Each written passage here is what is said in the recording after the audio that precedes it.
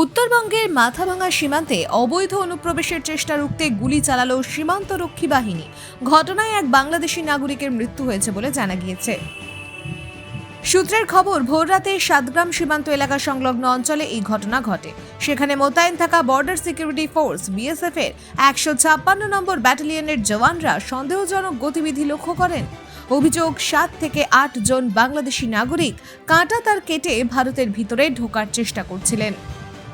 BSF এর দাবি, প্রথমে অনুপ্রবেশকারীদের সতর্ক করা হয়, কিন্তু তারা নির্দেশ অমান্য করলে পরিস্থিতি নিয়ন্ত্রণে আনতে সতর্কতামূলক গুলি চালানো হয়।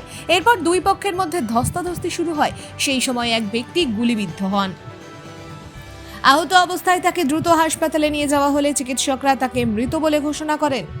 মৃত ব্যক্তির নাম মোহাম্মদ আলী হোসেন, বয়স 49। তিনি বাংলাদেশের লালমনিরহাট জেলার বাসিন্দা বলে জানা গিয়েছে। অন্যদিকে বর্ডার গার্ড বাংলাদেশ বিজিবি সূত্রেও ঘটনার সত্যতা নিশ্চিত করা হয়েছে।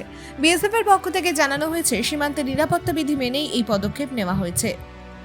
ঘটনাকে ঘিরে সীমান্ত এলাকায় উত্তেজনা তৈরি হয়েছে। বিষয়টি নিয়ে দুই দেশের সীমান্তরক্ষী বাহিনীর মধ্যে পতাকা বৈঠক হওয়ার সম্ভাবনা রয়েছে বলে সূত্রের খবর। Bureau news, ABN 24x7, Mathabhanga.